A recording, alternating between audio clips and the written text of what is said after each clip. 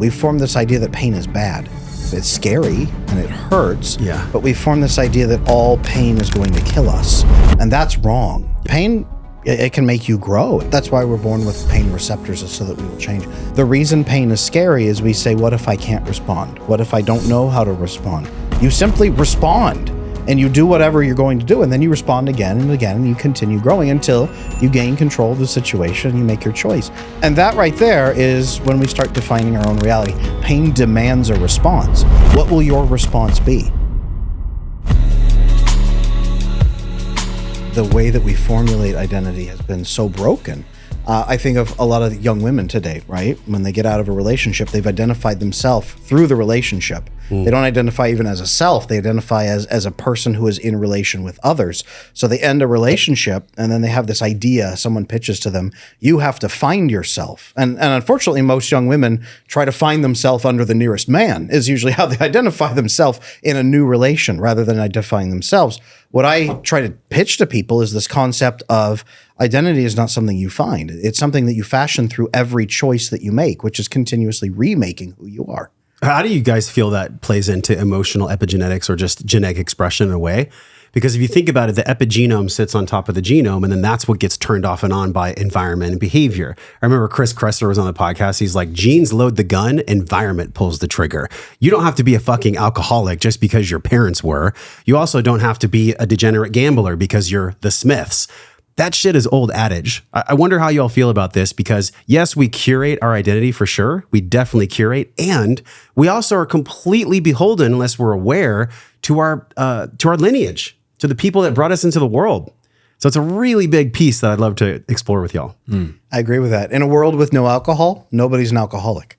It takes the environment to even have that, right?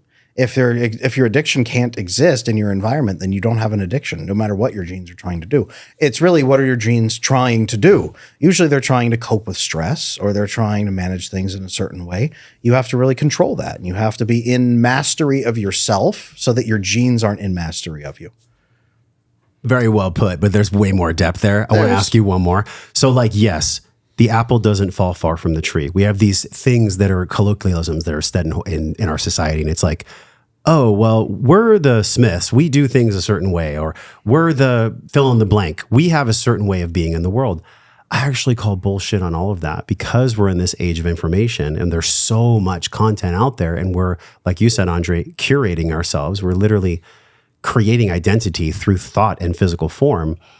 For me, I could have been totally unhappy, working at a job I fucking hated, not having a family, going through a bunch of failed marriages, because that was, and I love you, Dad and Mom. Like it's no drama for you. You did the best you could with the consciousness you had. But for me, I chose a different path, and it came through my own, I guess you could say, dharma or soul expression. I wonder how much of that plays into this, because you're both religious or spiritual men. What are you? Religious, spiritual, both? Very religious. Very religious. So I think that people that are worshiping any kind of God, or that have any connection to higher power, I think we're all doing the same thing with different verbiage. But I think the core of that, it releases us from having to figure it out ourselves. We don't have this pressure of having to be like, well, I don't want to be like my dad. Therefore, all I'm going to get is my dad's life, because I'm so focused on not being like my dad. So what's the spiritual component of the epigenetic quotient here? That's what I'm getting at, I would say it gives you a different father to even aim for. Instead of, I don't want to be like this one. Well, that's just defining the negative, right? I teach my son to ride his bike, and I don't say, and if he's riding his bike, I say, don't look where you don't want to go, because you will go there. Exactly. Look where you are trying to go. Don't think of a pink elephant. Correct. Right. If you think instead of a green giraffe, though, you won't think of a pink elephant. So I think that's one component, is the religious aspect gives you a different father to aim for. And then you aim for that. And that's that third layer of epigenetics, even if you wish. That's that spiritual layer of it. That's that foundational formation that we have to be in that vein. So we either are aiming toward it and building our environment around it, or we're not. Let me ask you this, Josh. So you said that you decided to live a different life. Why did you decide that? What did you not like about that alternative that you described, where it could be living in a job you hate, divorcing multiple women? We're flipping the tables back, huh? Okay, so I think that the reason I chose a different path is because ever since I was a little boy, before I even knew what society was or what life was supposed to be like, I just felt from many adults that there was this interstitial tension. People were angry at each other. Taxes aren't real. Slavery of mind, slavery of finance, slavery of body. None of this shit's real. It's all just a construct. And I could feel that interstitial tension from my parents, even from my grandparents, and just from society at large. And I got to this place where I was like, I want something totally different. And it was really just the curiosity instead of the fear that I, like you said, instead of your son looking where he doesn't want to crash, where do you want to go? I'm just not interested in the fear game. Have I played in there? Fuck yeah. I've played in the fear game a lot, and I just don't want to play there anymore. So it's a conscious choice to choose curiosity over fear, because fear is so alluring. It's almost like a muse that wraps its tentacles around your fucking leg and pulls you to the bottom of the ocean. I just choose consciously. And am I perfect? No way. I'm totally not perfect. But I choose consciously as much as I consciously can to inform my unconscious that this fear propaganda and this fear lifestyle that caused me anxiety ever since I was a little boy actually isn't real. It's almost like somebody's like puppeteering and punching a keypad that's controlling us in the first place. So that's actually it. Now I'm going to flip it back to you because you're on my podcast. How is that played out for you? This fear aspect of like leading your life. I don't know what you did before media and before Veritas, which is why I love podcasting, because we get to learn about each other in real time. It's a good conversation. How did the fear component play out for you in that aspect? I want to hear that answer, but then I want to answer how I've seen it, because I was just talking to your girlfriend this morning about how we've witnessed you tackling fear in your life. Here we go. Annalise is here. You can't lie. Perfect. She's in the I'm going to analyze you right there, here, so you're but not I going to want be able to lie. I want to hear your Andrey. internal expression. Yeah, I'll give my internal version, and then I would actually like to cross-examine that and see how that goes. There we go. So the reason I actually ask that question is because I think we're fundamentally looking at the same thing, and that is we are built around the concept of truth or falsehood, right? Yes or no. You rejected a lifestyle because it was seemingly false to you. There's some people who love that shit, man. They love living like the way that you hate living. No doubt. And the same thing is in me, right? And the same thing is in Adam. We have a sense of truth, and we try to build ourselves around our internal sense of the truth. It is something that has been inserted into us, and we cannot change. Now, that is, I think, what you're talking about, the genetics, epigenetics, potentially, that expression. That is also what we're talking about in terms of religion. So the reason I'm religious is because it gives me the operating systems around which I can explore that authenticity. And I'm not really that attached to, say, the very, literal interpretations of many church teachings or anything else. Yeah. To me, it is the constant context in which I can explore and envision myself as somebody that is in line with that inner truth. So unfortunately, when you start looking at an inner truth, everything becomes binary. And this really is the only way to live. It's either true or it is false, it is good or it is bad, and you have to have this very clear expression of it. And as you start learning that, this idea that truth is a scale, or truth is, in the eye of the beholder, it doesn't work. It doesn't work. You have to take full and ultimate responsibility that you will either be good or you will be bad. In every decision you make, you'll be living in truth or you'll be living in falsehood, in every choice that you ever make. And when you start realizing that, you realize that there is no gray zone. There's no pass. There isn't something that you can do to avoid taking responsibility of making a decision or the outcome of that decision. And that's where, to me, fear comes from, is that ultimately fear is the fear of making the wrong decision for yourself, for your sense of truth. And if you're able to finally open your eyes and have that honest conversation with yourself and say, why am I choosing this? Am I choosing this because I'm scared of choosing and I'm choosing not to choose, which is still choosing? Or am I actually trying to confront this fear, whatever it may bring? That is the narrative that happens in my mind when I actually try to express a direction. And this is what we are. We're actually intent. Humans are not really beings with a soul. We're beings with a soul with intent. And our intent is what defines us. I could see that intent being expressed through kind of the esoteric verbiage of a soul contract or dharma, if you will. But it doesn't have to be like, I don't tend to look at things myopically. I do change my mind, and I reserve the right to change my mind based on what is my subjective truth at any moment.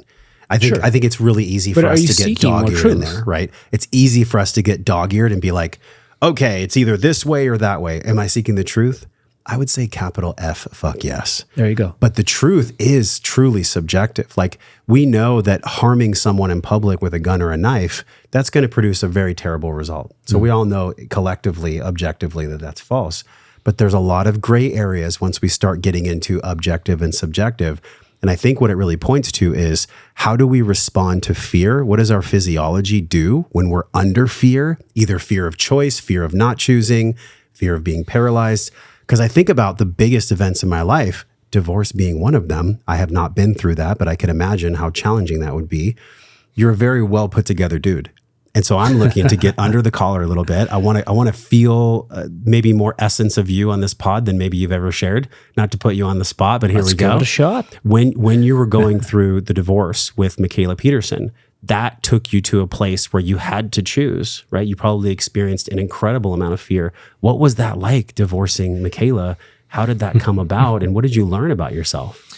Well, the fear at that point really comes from several perspectives. There's the fear of obviously making the wrong choice for our daughter. That's the primary concern. But then there's also moral questions in terms of, if we could not make this relationship work, if this is not something that is good for either of us, not something that we even want anymore, how do we untangle ourselves with the least amount of damage?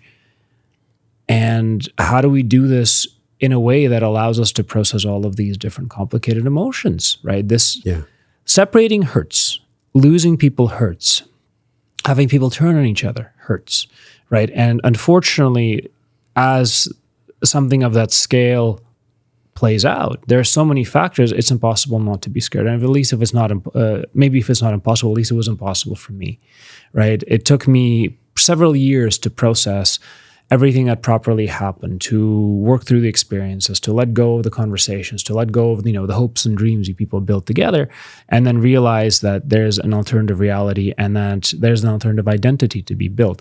In many ways, when I left that relationship, I had to leave a lot of myself behind because of how much I applied into it. I can't speak for Michaela, so I'm not going to, but for me, it was also the fear of saying, I have ended myself up in a place where I don't even know my own identity because of how attached I got and how much time I spent with the Peterson family, for instance. Because I spent a lot of time with Jordan Peterson while he was sick, traveled extensively with him. I went to Russia. I brought him to Serbia. I've tended to scare for many, many hours a day in Canada. And that's a personal connection. Plus, he's a cool guy. I like him. Yeah. It's quite interesting. So losing the people behind it, losing the relationship was a challenge because I'm so attached to this idea that we could have this type of connection. But, losing family is tough.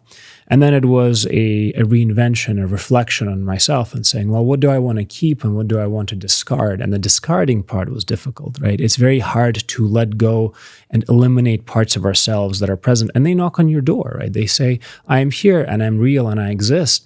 And if you say, no, you're not, you're just creating problems for yourself. You're creating tension in yourself.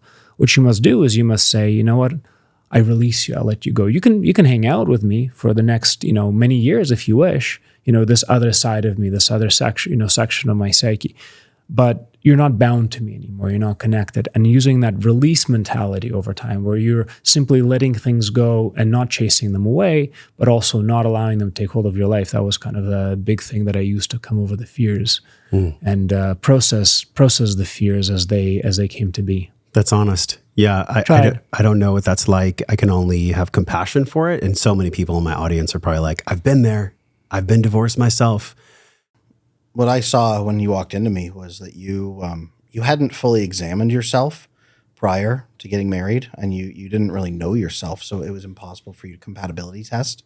And then as you started really facing those challenges and those questions, the compatibility was just so off that to you it was really like this is the worst possible match. Not like, two bad people or anything like that, but it was just such a massive incompatibility once you really defined yourself. That to you, I remember the moment where you said, like, this is not going to work, is it? And I said, well, if you are feeling pulled into becoming this person that you feel that you are, if you need to be this person, then do you see a way for you to maintain this relationship the way that it currently is? And you said, no, I don't see one. And I said, okay, then that's the truth. That's the reality you're living in. Yeah. Now let's adapt to it if that's what you're feeling. Yeah, and this is what I like what you said earlier, Josh. And you said, hey, I reserve the right to change my mind at any point. But the reason why is because we're always getting closer and closer to the infinite but desired understanding of the truth, our true selves, right? Whatever that entity that is our soul, and it wants to express itself earnestly. That's what we're always trying to do. I very much look at my life as if it was a fractal equation. The more you delve into it, the more finitely calculated, the better it repeats its own patterns, the more it grows. That's the way I feel when it comes to my own personal experiences. So, and the experience with the divorce, I did my best going into it, knew what I knew. And by the time that I worked with Adam, I got so much understanding and clarity of that I said, you know what? I can no longer do so earnestly. I can no longer be here earnestly without sacrificing the truth. And you said repeating patterns. What was fascinating was after I helped him sort through himself and then he made his decisions in his life, he turned around and did the same for me now as a content creator. He pulled me out of the clinical work and clinical ideas and everything. He pulled me out of there and said, all right, now we're going to build you into a guy who helps people. And I said, how the heck do I do that? Yeah. And who am I going to be? Totally different skill set. Who do I have to be? And he said, Adam, someday you will be on a podcast set with people off camera watching, and you'll be doing this and speaking. And I said, no way. That's weird. I'm not going to do that. And he had to then help me become the person I needed to be next. It was a full reciprocal circle. See, this is so awesome because I do believe that the creator or God, some that word triggers a lot of people, God, but I don't really care. I think that there is an omnipresent energy that is no thing and everything, and that we can never fully understand. We can connect with, we can have relationship with, but it's about honoring the mystery when like these fucking tidal waves of divorce or tidal waves of identity shifting happen. And God brings these people into our lives at the perfect timing. But there's a recipe for that where one can't resist it. If I'm in resistance to subtle energies, resistance of God's wisdom, just resistance of life, if I'm essentially not trusting life, it's very challenging for me to get the right scaffolding and the right support that I deserve. Have you seen this play out? I mean, not just with yourself and Andrey. I think we all can universally connect to not trusting life and resisting life at times. But how do you, from a clinical psychotherapy perspective, how do you see that playing out? When does one know that they're not trusting life?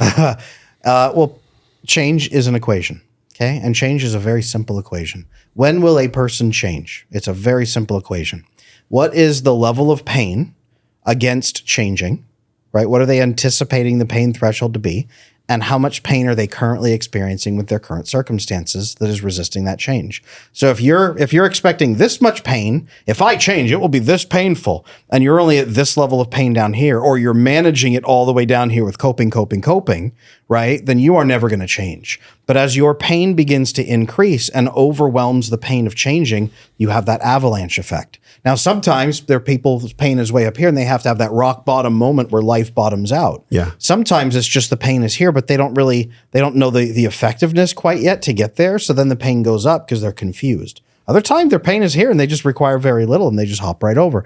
But if you are currently too comfortable, you will not change. Pain is what makes you change. Or if you're too scared, right? If you're too scared because you do not have a foundational faith that life is going to be okay and God is going to be fair to you, and you feel that fairness only exists in a way that you define, that you have to be in control of your own fairness, that's the part where you start putting yourself against God. You start putting yourself against life and against people. So people manifest intent to you. And if you surround yourself with people who love you, people who care about you, they're going to manifest the intent for you to be well.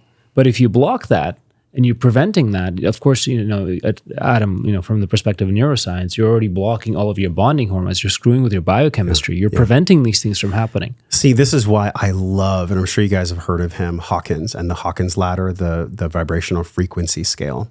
So some call it esoteric. I actually think if you look at a Hertz measurement in electronics or in just physics, it's how many times something vibrates during 1 second. So you've heard the phrase, your vibe attracts your tribe, which I agree with. You ever met somebody and on paper, they're just like, oh yeah, on paper, they're great. Yeah. But there's something in your enteric nervous system that's like, no, I don't really vibe with that person. I wonder how this plays out because the good vibes only quotient, you've seen this like good vibes only with like the hippies around the fireplace. It's absolutely preposterous. There's no such thing as good vibes only. I think what that does, and I wonder how you feel about this specifically, Adam, the vibrational aspect of our being. Why do some people vibrate at our frequency and why do some not? What's the science? And then also, what's the spirit and heart behind that? It's a twofold answer, I'm sure, because you could answer it just by science. But I'm sure you have a personal, spiritual, and maybe even religious explanation as well. Why do we vibe with some people and some people we don't? You know, you're asking me two different questions there, and you may not realize it, but even just the grammar of you asking me, why do we do that? Meaning, number one, what's the science? But why do we do that? Meaning the larger context. What is the purpose of it? The purpose of it, I think that there is a grand tapestry that we're all woven into. And I think that we're meant to connect with certain people at certain times. Like you said a moment ago, people come into our lives. Andrey, you have a wonderful girlfriend that just came into your life, and she could not have come in at a different time. She would never fit in at a different time, and she came in at the perfect moment to transform everything. Were you trusting life? I 100% trusted God at that point. Yeah. Okay. It was 100%. It was a beautiful spiritual experience and everything played out in such a way that I could simply not pretend it wasn't intended. Yeah. It was so random. The breadcrumbs were so big, you could not ignore them. Yeah. And the probability of that was approximating zero, right? Really closely approximating zero. And when, as I saw that all play out, I kind of had an internal little experience, going to God and saying, is this real? And he goes, well, do you want it to be real? And I'm like, touche. Right? He just throws these things right back at you, because what he's trying to do is he's trying to teach us how to trust and how to be and how to believe and how to be in touch with these gifts he's giving us through these vibrations, through these improbable circumstances, through the gifts, but also through the challenges, right? And he's trying to get us to learn how to trust that inner thing that he's placed within us, which is our soul, our spirit, whatever, but also his presence in the world, which is omnipresent. So for me, that was very much are you ready to take ownership of this and stop screwing around? Or do you need another round on the carousel before you're ready to come back to this point? And this is the time I stepped off and I said, no, I'm going to let go. I'm going to trust. I'm going to be very honest, and I'm going to do my damn best.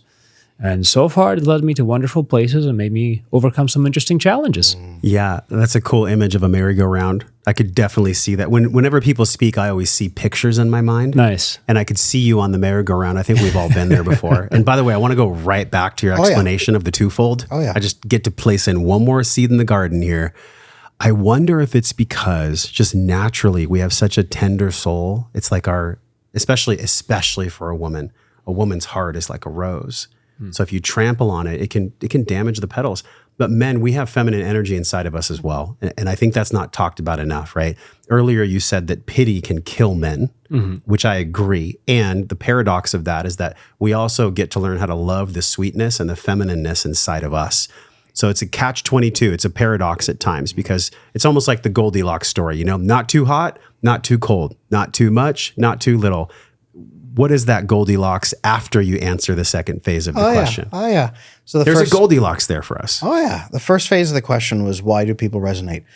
In the Eastern traditions, and many of them, the body and the soul often are disconnected. Not disconnected, but they're separate pieces, right? One fits into the other. In the Western traditions, and most people don't realize the Christian faiths have this, the Catholic Church, the Orthodox Church, it's that your body is a manifestation of your spirit. So your body resonates exactly with your spirit. That is it's not the vessel of your spirit. It is your spirit. It just happens to be the material form of your spirit. They're one and the same. There is no division. So why are we resonating in that capacity? And then why do we resonate with others who are? I think that one method is to look at our biochemistry in our brain, because it identifies what our spirit is doing at the same time.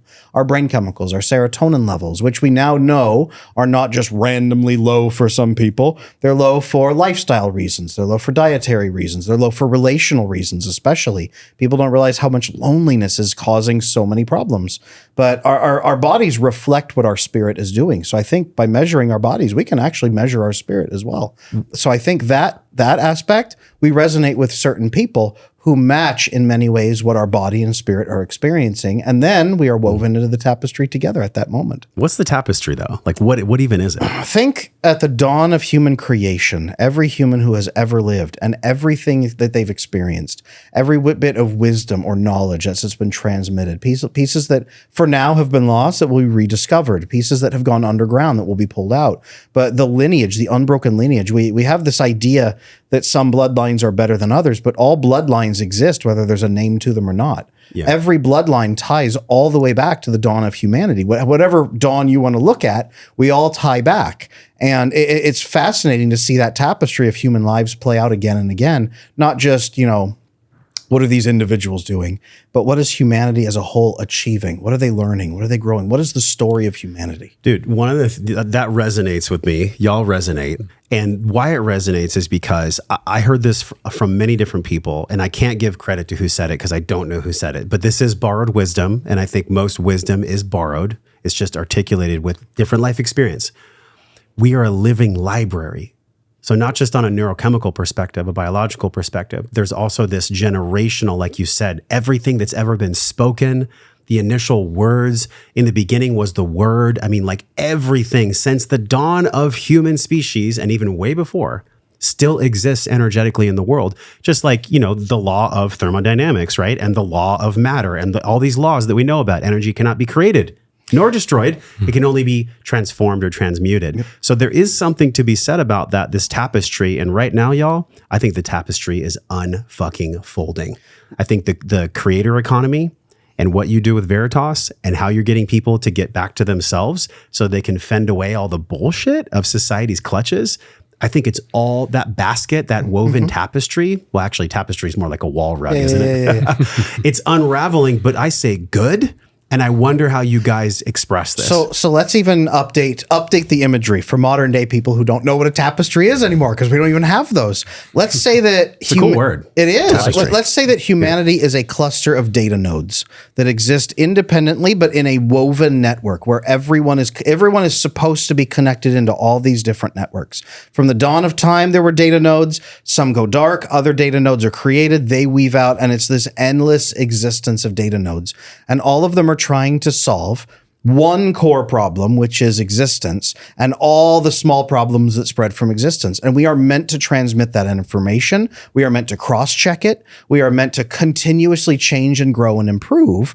And there's breakages in those. Different countries split off and won't speak to each other. Yeah. But sometimes they filter around through allied neighbors, right? Right now we're having a crisis of attachment where parents aren't even transmitting to children, but maybe those children are transmitting back through grandparents, or they're learning through the internet from 100 years ago, right? We've reached a point where we've actually woven that collective into the internet. It's literally a manifestation, a physical manifestation of the spiritual data node collection of humanity. The internet is that as well, a knowledge receptacle. So we are endless data nodes continuously solving problems forever until we've solved all of them, if we ever do. That's what I see as that network of humans, right? And that's what we're fostering. So yes, there is breakages. Yes, there's gaps. Yes, right now, 35% of people have secure connection with their parents. And in the newest generation, 65% have broken attachment with their parents, which is a massive gap in transmission of knowledge and connection. But what we've seen time and again throughout human history is when you have those giant collapses, the data nodes over here are still functioning. Maybe over in Australia, they're functioning. Maybe over in India, they're functioning. They're functioning in different capacities. And then the data nodes can weave back together again and fill those gaps and self-correct. They can cross-check and say, did we get this wrong? Did we get this wrong? And I think we're in a massive correction right now because we have so many factions of data nodes that they're now cross-checking. We've got people fighting over their different rules, everything, right? These people have factioned off so bad that they've both created separate false equations. And now they're going to fight over whose is right unless they link back into the full collective and we can all correct together. Sometimes war is the data nodes factioning, but we correct, we grow, and then we bring it in and we solve the next problem. That's what I think is happening. So I'm going to add a little bit of color to this. So what has changed recently? And this is an unprecedented change. That's why I do agree with you with the idea that this tapestry is actually unfolded. Before it was folded. In order for for you to go through the tapestry, you had to go around in circles for your entire life to find truth. You had to go to libraries, you had to go to universities, you had to fly to You had to travel hike up a mountain and see a guru with a white cape. Correct, in India. right? You actually had to apply this tremendous amount of effort, and you could never really compile enough information in yourself to create rapid change because the critical mass wasn't there.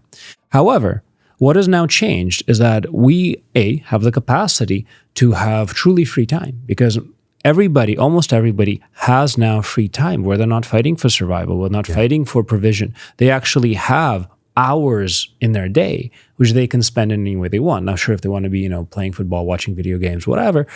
Playing video games doesn't matter. Hopefully not. Well, many of them do, right? But then also now you have the ability to transform your life every day. Every day you have the opportunity to go search, find, and apply something you've learned online from creators like yourself, like Adam, that will give you such tremendous transformation that the collateral effect throughout the rest of your life will be phenomenal.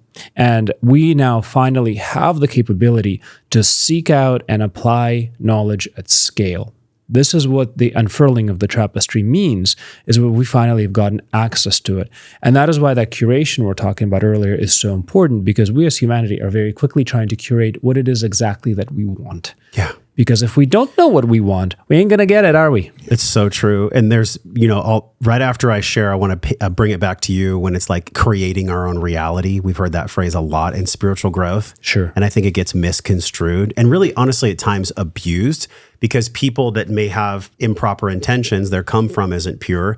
They could preach all day long that, thought creates reality and you can create your own reality. But I wonder how you guys feel about this. I know in my own life, when I've been wounded, when I've been hurt, when I've learned lessons through hardship, like real hardship. I remember 2014, I split up with a woman I thought I was going to marry. I put my mom in a mental home for bipolar, and I was $80K in debt, and I got fired from a corporate job that was safe, which there's no such thing. We create our own safety. All of these things transpired, and here we are 9.5 years later at this table, and I've reached like 13 million people plus, right? So it's like, and it's going to keep going, not because I give a shit about being famous, but because it was birthed through my own hardship. The way that I looked at my tapestry unfolding, or the way that I viewed my hardship, was that I just trust that I'm going to get the dream that I know is possible. I had that inner resolve, and it was almost like a choice point that happened. And it was a moment with God in 2015 when I launched this podcast, where I didn't know if I wanted to be on earth anymore. I wasn't contemplating suicide per se, but I literally was just ready to like go be homeless and sleep on a couch if my life was supposed to be a slave and automaton to someone else's dream. I just didn't want to fucking do it anymore. And it wasn't until I connected with God and just trusted, just for a moment, because I'd had so much anger about God in my life. Like, God, why couldn't you fix my mom? Where was my dad? Why are people so angry? Why is money so scarce? I was raised on welfare. My story is just a fragment of many stories in the nodes you're talking about. But I had to really understand, like, my anger at God came from my confusion about how to trust life, and I was never given the blueprint on how to trust life. So I created my reality from pain. I wonder, do we always have to create our reality from pain? It seems like it's the case, 600 plus episodes. I haven't had somebody say no. I liked your model of sometimes we experience pain at different levels. Mm-hmm. But I just wonder, like, do we always have to experience pain in order to grow? Is that fundamentally how the creator wanted it to be at the start? That's why we're born with pain receptors, is so that we will change. The average life expectancy for kids who are born without pain receptors is 15 years, because most of them die. So we have to have pain. It's fundamental. We formed this idea that pain is bad. We form this idea that pain is bad. It's scary and it hurts, but we form this idea that all pain is going to kill us. And that's wrong. Pain, it can make you grow. It can do a number of things, right? There's no reason to be afraid of it. It can suck, but then you say, what will I do about this? Pain demands a response. What will your response be? The reason pain is scary is we say, what if I can't respond? What if I don't know how to respond? You simply respond. And you do whatever you're going to do, and then you respond again and again, and you continue growing until you gain control of the situation and you make your choice. And that right there is when we start defining our own reality. I was speaking a couple of years back with a member of the intelligence community. I won't say his name because it was under confidentiality, but he told me something very, very crucial. He said, in any given situation, there are 100 facts, okay? Humans are able to approximate and handle about 20 of those. We can't really understand the full 100 range of facts. Media will usually give us about 10 facts on this side, and the other side will use a different 10 facts, and then they'll argue over those facts and say, these are mine, yeah, but these are mine. And then we get that political division. But the smartest people maybe can handle 30. That's what defining your own reality is which 20 or 30 will I choose to hold on to and prioritize and adapt to out of the 100 in any given circumstance. So then we define ourselves by that. So you can focus on, my back hurts, I'm tired, I'm not as handsome as I wish I could be, my hair doesn't look great, my dog is ugly. You could focus on these negative of those 100, or you can focus on, I have control here, I can make this change, I have this time today, I have all of these things I can accomplish, I will do this. So it's not even inventing reality like we're just going to go out there and pretend that unicorns exist and they leprechauns ride them. We're not doing that. We're saying these are the facts I will choose to build my reality around, and then I will grow. And that's what you've done. Mm-hmm. So pain gives us something to stand against, right? It creates and it launches this mechanism of, the warrior, the defender, the protector, the activist in many different ways. You having experienced pain, you have gone through transformation and you got a result. And I'm willing to bet that what happened was that when you started this podcast, you said, I never want anybody else to feel this pain ever again. I'm going to go out, I'm going to serve and do my part in helping to make sure that this pain does not have to conquer the world in your understanding. It was definitely part of some of the motivation. Yeah. And it is a major part of most of the motivations. Now, you said you've never, on your 600 episodes, ever had anybody come in who actually did not believe that pain is instrumental in shaping us. Yeah. But that's why, because you guys are actually looking in the wrong data pool for those people. So those people actually do not start podcasts. They do not become content creators. They do not become activists. A mother who is raising 3, 4, 5 happy children on a farm is not driven by pain. She's simply existing in the blessed world that God has made for her, and she's trying to support and develop within it. She doesn't need to be on a podcast. A guy who is perfectly happy being a shepherd in the mountains of Spain. He doesn't need to seek this out. He has no stories like this to tell. His stories are of good things, and he is sufficiently satisfied by telling them to himself. People who have experienced things are the people who come out and try to do something about it, right? That's why you guys don't find them. They exist, but they're very rare because they are truly gems that God has placed in this world, and they have actually taken very good care of protecting that, as opposed to, trying to pursue pleasures and sins, as we call them, and many other things. And they exist in the world to prove the fact that it's possible, but unfortunately or fortunately, it is not the road that we, as all creators or people active in the space, have chosen to travel. It just wasn't our part of the tapestry. Sure. Right? Yeah, that's really profound. They exist. They're just gems in a mine somewhere, or they're on a hillside in Spain. They have no interest in you or in me. They don't care about this podcast at all. But for the far majority of us in modernity, those people whom you describe, they're able to supplant their life in a way that it's really old world. Maybe their land gives them all the nourishment they need. I look at the ringing cedars in Russia, where there's these tribes of people that just live on parcels of land and just feed off of the land, and the trees talk to them. And there's actually studies where the trees are speaking to these Russians. It's so insane, or is it not that insane? Doesn't surprise me about Russians.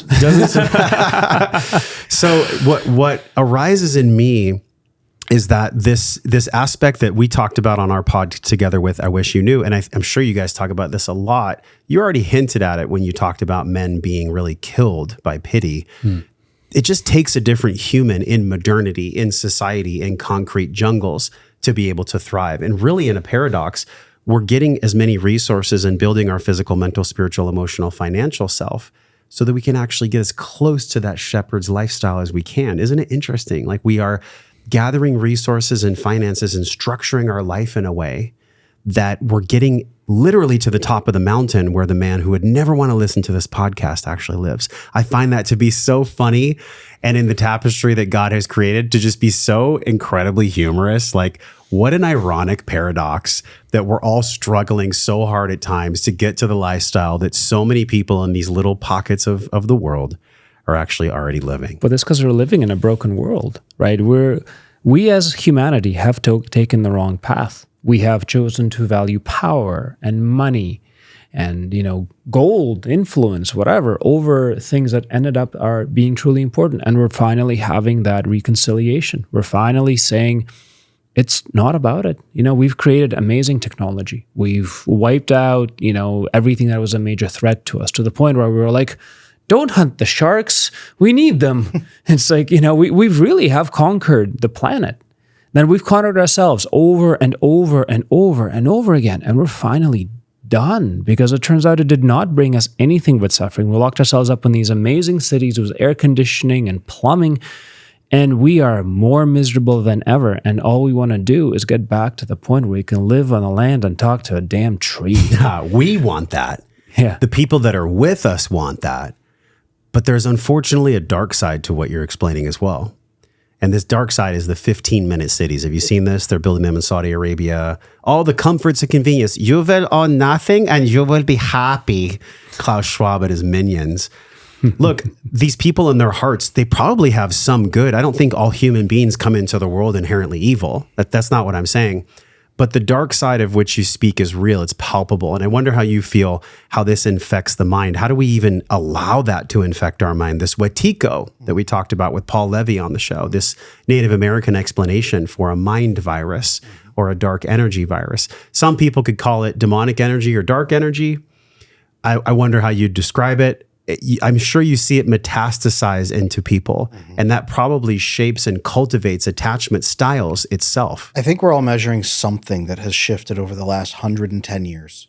All of us have determined, and the research keeps pointing back, and different philosophies keep pointing back to the last 110 years, beginning in the 1910s. Something drastically shifted, and we're all measuring it differently. I look at attachment theory, and I look at the attachments that have shifted since then, the family patterns. Other people will look at industrial change. And I was just reading the other day about the accelerated rate of technology changes, even in the last year or even the last 5 years. Yeah. Maybe financial world. I know you came from the financial backing at one point as well, and that's helped me a lot. Thank you, by the way. You're welcome. But all of us, we keep saying the last 110 years, something is very different. It's very out of character for even humanity. Something has changed. And we definitely are reaching a massive climax point. Right? We talk about, right, we are in a crisis right now. Humans with attachment theory, my thing. We are meant to break in certain ways where our minds and our relationships break. And that's what attachment issues are, is you're adapting to an extreme environment where no one will care for your needs. So you shift out of a mode where you will be loving and connected and secure, and you shift into an insecure method for surviving in a bad environment. Now, I said at the beginning of this that Gen Z, 65% of them have that adaptation. Where do you get that data from? That's what the research is showing. Over the last 20 years, they've done at least 5 studies showing an increase. The boomers were 35%, Gen X and Gen Y, and even the millennials were about 50%. Yeah. Gen Z now is up into 35%, and they're just barely beginning to try to figure out the next generation. But it's not promising. They have to pull off their Facebook goggles in order to even speak to them. It's insane. So the measurements show like we are living in a collapse of some sort or a catastrophic It's a meta crisis. It is. Yeah. And people don't realize it because our systems are sort of keeping us compliant and happy. We still have Netflix, we still have DoorDash. Yeah. So but more spiritually and mentally and socially collapsing, we are definitely in that right now. And everybody knows it, and no one can point their finger at it and say it because they feel crazy saying it. But we are all measuring it in all our different fields, and we keep seeing it. Well, I think it has a lot to do with the separation of mother from children and father from children. I mean, look at all the ways that specifically Hollywood, I can't say it here on the podcast because honestly, I don't want to get censored and I don't want to get threats in my inbox because I've alluded to it before, but there is an extremely dark energy in Hollywood, very dark. And I know a couple actors, one specifically this year who lost his life, and he shared some information with me. The darkness and the propaganda that is coming out of Hollywood is unfucking precedented. It has never existed in the way that it exists now. And by the way, when did talkies happen? Early 1900s. As soon as films, Hollywood specifically on the west coast of California, as soon as films started to teach people what life should be, that's when you saw the De Beers campaigns coming out where you should spend at least 2 months' salary on a ring. All the propaganda machine started in the early 1900s. Hitler used that same propaganda machine when he did the whole, world implosion with the Nazis. So what I'm saying is like, we are up against an incredible Goliath. The only way to defeat it is actually not to fight it. It's actually to just return to the family as the family was designed. Mother at home. Yes, mother at home. We've had Teal Swan on the show saying the biggest threat to children is the mom not being there. That's the biggest threat. And then I also think with the advent of the Industrial Revolution, where men were gone all day long and they get back home and they're exhausted, they can't even spend time with their kids. I've felt this at times, me personally. I think that is woven into some of the tapestry that is actually harming us on such a deep level that maybe only now, 100 years later, we're seeing the fallout from that. Do you agree? Do you disagree? I fully agree. The family is the one thing that is massively under attack right now. It was the last thing that was holding everything together. It's the beginning of our life.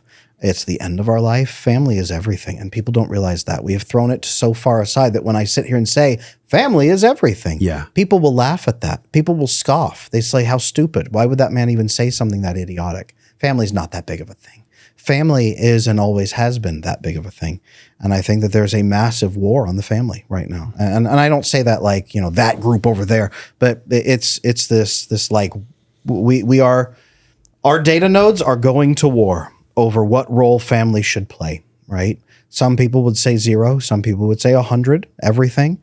And we need to really bear that out. I think that's the biggest fight that we are in right now is what role does a family play in a human life? This is fascinating because, and I know you're about to say something good. I have to ask you this. Go for it. You have a deep relationship with Jordan. I'm sure you guys still have a relationship in many ways, yes? It's, let's just say it's been on pause ever since he recovered because the experience we've gone through was so traumatic for him, for me too, that in 2021, we kind of met for the last time. I think it was around November. Okay. And he just said, hey man, I'm not going to be able to talk to you for a while.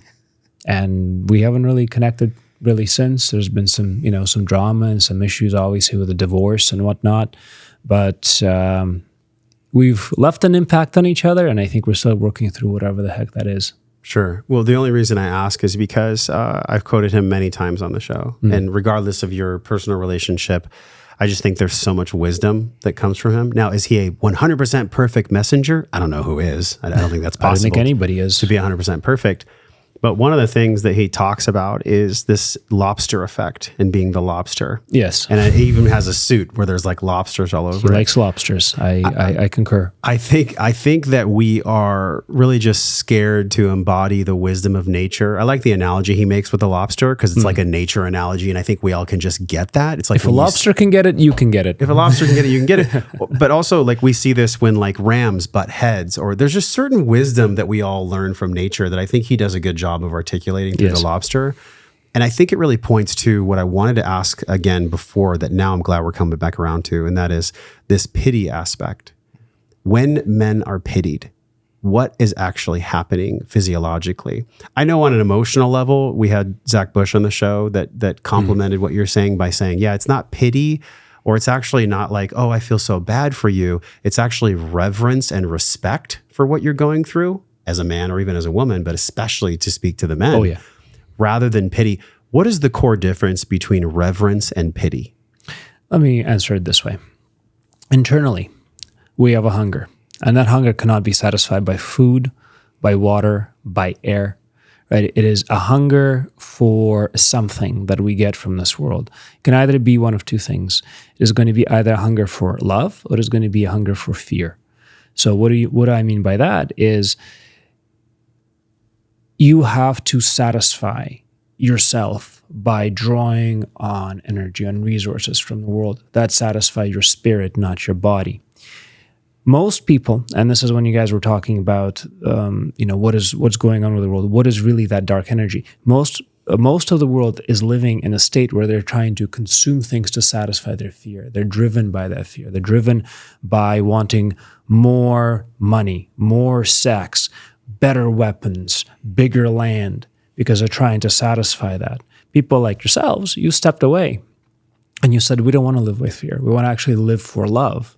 And the desire to live for love is what is the main driver of your souls at the moment. You flipped, you stepped off the fear merry-go-round. You're actually trying to draw on love from your family, which is what you teach, right? From yourself in your body, your connection with spirituality and religion, Josh. So you're now trying to source love as opposed to source fear. When you go and you pity a man, you're saying something so terrible is happening to you that I am scared for you. And you should be scared for yourself. And you're feeding that fear hunger. So he has to go now and find more power, find more aggression, find more dominance, find something to combat that and to expand aggressively or to expand protectively or to retreat. But if you go in and you go give reverence, you say, you are being challenged and I respect you for it. You're projecting love. You're giving them the energy vibe. And you're saying, I am giving my attention, my soul, my energy to you so you can go and fight this for the good fight, for the good purpose. You're empowering them. Rather than scaring them, as you would scare a little kid, you're encouraging them through that reverence. And what that changes, it changes everything, right? It says, I don't need to go and find, more power in this dangerous or difficult situation. I now need to find that best higher calling road, the part of the tapestry that is good, where you're actually committing good deeds and good actions and expanding the presence of good in the world in order to continue to be revered in this way that is feeding my soul, right? You're actually feeding the nice, good, positive parts as opposed to dark, fearful parts. Does that kind of make sense? It cracked the iceberg in half, actually. Okay. I really love that because the come from or the intentionality as to which you speak, it's not that, like, I see this with Italian grandmothers a lot, actually. There's a big guilt cloud with a lot of Italian grandmothers, and they say things like, oh, I pity you, or oh, I feel so bad for you. And they don't mean to hurt their children. I've actually seen this with my own grandparents. I love you. And it's just it's a beckoning and a burgeoning of awareness around language, the conscious use of language. One word can change someone's life said in a different way. Mm-hmm. This is why I love neuro-linguistic programming. We'll link in the show notes an episode we did with Scott Jackson, who, by the way, would be amazing for I Wish You Knew. I love Scott. I think he would be phenomenal. I introduce you to you guys because he taught me about the neuro-linguistics and actually what happens when the filter, the barrier between our conscious mind and our unconscious mind is lessened. We can only take in, as you said, so many bits, right? So imagine if all the bits we get are pity, disempowering language, language that's coming from a good place, but just the speaker is coming from a place of don't even know that they don't know, unconscious incompetence. The power of language and NLP, how much of that weaves into your work? Oh my goodness. Conscious use of words, because one word can change a life said at the right time. My goodness. I had a client just the other day who said, Adam, I want to make a change in my life, but I feel so much guilt about it because I would have to move away from my mom who can't live without me because no one else is helping her. And I said, pause. No, wait a minute, pause. I said, you've told me about your family before. I said, first, let's talk about the other people, okay? No one else can help her. Well, is there literally nobody else that can help? Or is there just other people that aren't helping? He said, no, actually, there are other people. She just won't call them. She won't call them. So it's not that she can't call them. She chooses to have you do it instead. You do everything for her instead. Okay, so let's put that aside. What would she do if you said, no, you can't help? Well, she would get really mad at me, and she has in the past. Okay. So wait a minute. Now let's come back to this idea that you said at the beginning, guilt. Okay, we've now established there are plenty of other people that can help. We've established that she's choosing to make you do it. Okay, now we've established as well that when you've tried not to, she has inflicted hurt on you. Let's go back to guilt. Why did you use the word guilt when it sounds like you're actually afraid? And he said, and he just like, his brain just like cooked at that moment. And I said, it actually sounds like you don't feel guilty at all. You're afraid of the pain she's going to try to inflict on you. You don't feel bad. You're afraid of her. And he said, I didn't think of it that way. And I said, yeah, so this word guilt means I did something wrong. She programmed that into you so that you would never stray from what she wants you to do. She programmed that word guilt in, but you're feeling afraid. Let's conquer that fear. What's going to bring down that level of fear? What do you want to do with these other things? How can you manage these variables differently? And is it even your job to do that? It sounds like it's not. By the end of that took 20 minutes. We transformed him from overwhelmed by guilt, couldn't live his life, couldn't make his choices, to absolutely I can make my choices and live my life, and she can too. It's just that she won't. So I'm choosing to do this. It was 20 minutes. But that word guilt transitioning that into fear, that was everything for him. So just that one word changed his life. Dude, it's like guilt is really just fear wearing a jacket. Oftentimes. Well, That's really what it feels like. Guilt is almost like a passive way of not acknowledging one's own fear. Or then shame. Then you ask, Or shame. Then you ask who trained that guilt into you and why. And usually it was a mom. And who trained it into them. Correct. And that usually it was a mom who did it to maintain power over you in some capacity. Right? That's a lot of people walking around this world soaked through with guilt 24/7. It's because somebody trained them to be constantly adapting to that person's desires instead of their own. Y'all share that with somebody right now. So if you've been feeling this in your life, like the guilt dragon coming up, share this podcast immediately, because what you just said is I've heard of perfectionism being fear, but I've never really explored like guilt, the deep, dark essence of guilt being connected to just fear of not having the skills or the capacity to face oneself, to see why the guilt's even there in the first place. All these emotions are trying to get us back to center. It's just, have we cultivated the courage enough to let these storms pull us back to the right path? And by the right path, I just mean the truth. The truth. Ultimately, you're living one of two things. You're either living in fear or you're living in love, right? You're projecting in the frequency of love, and you're trying to build and develop it in the world, and you have hope and faith. Or you are terrified of something or other, right? You're terrified of losing your job, of losing your girlfriend, of losing your mom, of losing respect, of losing your health, of losing your kids. And if you live in that, that will project through everything you say and do. And I've caught myself doing this with my daughter, especially during the divorce, right? And then there was a lot of fear happening of like, I don't know how I'm going to do this. I don't know how I'm going to survive. Just for context, we actually got the divorce as I moved to the States, and I had basically had to rebuild my whole life, relaunch my business, restart everything. And then at the same time, go through this complications and kind of learn how to, really parent separately and independently. And there's always a high amount of stress. I mean, when I met Adam in person, my eye was twitching. He's like, "Are you okay?" And I'm like, "No, that's normal." And he's like, "That's not normal, bro. That's not a good sign." And I know this. Yeah.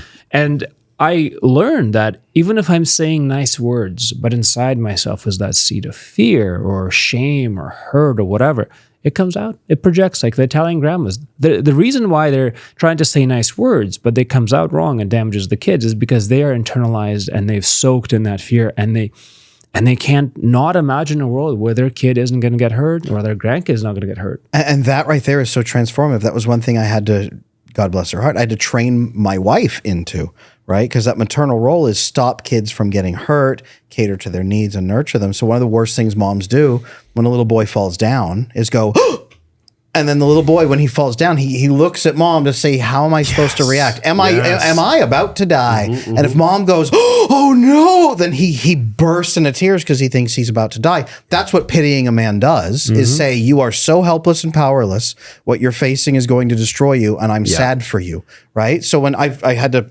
God bless her heart, I had to train her out of when our son would fall down. And I've trained her. I said, just don't do anything. Just look at him and just look at him and watch what he does. And then the first few times he'd fall down, he'd go, and he'd look at mom and she'd go, and she would just not react. And I'd go, hey buddy, did you fall down? Bonk. And he'd go, bonk. And then he'd get up and he'd be fine because mom didn't react. Mom was cool, right? The few times he was actually hurt, he would look at us and then kind of cry. And we go, hey buddy, are you okay? Let's take care of you. Yeah. But our fear was gone. So his fear disappeared. Yeah. Wow. There's so much there. Shout out to Carrie Michelle, because she is so good with my son Nova.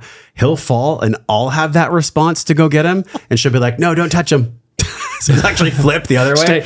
Yeah. I'm like, wait, no, it's my boy. I got to make sure he's okay. And she'll be like, no, just let him cry. And then what we've learned to do as parents now is we say, oh, did you have a good fall? Yeah. Oh, did you have a good cry? Nice. And just make it lighthearted and then redirect the energy. That has been the most transformational thing.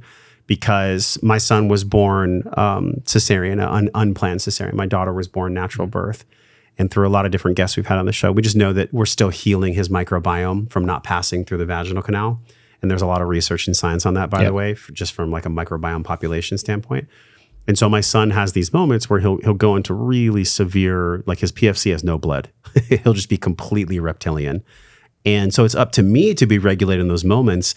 As we end this podcast, of course, this is the perfect way to end it.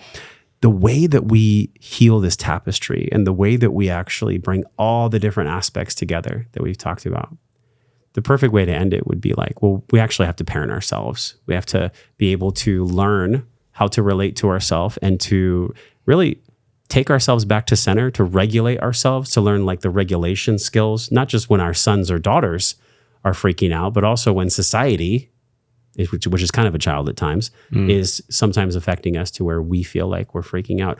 Let's end with this.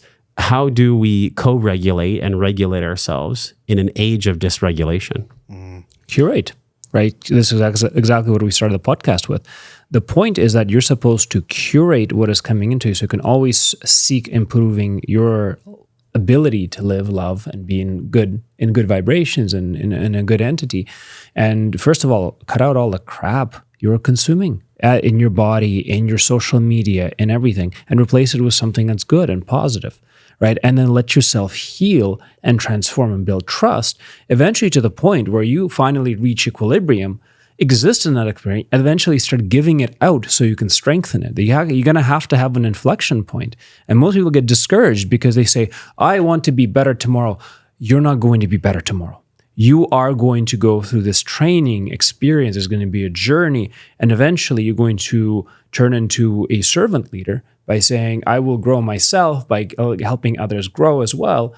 And that is going to be your lifelong path to that form of salvation. Religious, personal, doesn't matter, right? That's my take on it. What do you think, Adam? Well, by salvation, don't you just mean peace? Ultimately, peace is something that is granted to you by God for being in line with his tapestry and his plan. And you can be getting peace every day. You don't have to wait till you die. The shepherd has peace with the flock. The shepherd in Spain that you're talking about? Yes. He has so much peace. And it's so interesting that we are here being the servant leader, doing our best to figure out how we can have peace as we go through this whole maturation process. It's so wild, you guys. It's like a fucking roller coaster. It's cool. I mean, let's enjoy it to the best of our ability, right? But at times it can be incredibly severe to where we're so dysregulated. And I felt this like lack of sleep, like, weeks and weeks and weeks. I'm sure you guys have felt this as fathers, like kids are just up and our brain is literally swimming in its own excrement. We're not cleaning our body. We're just completely underslept. So it's in those moments of high tension stress that the regulation skills and the co-regulation skills with a partner are so important. It's not when everything's hunky-dory that the regulation skills matter. It's when shit literally hits the fan. How do you see this playing out? What you just said there is key. Co-regulation, right?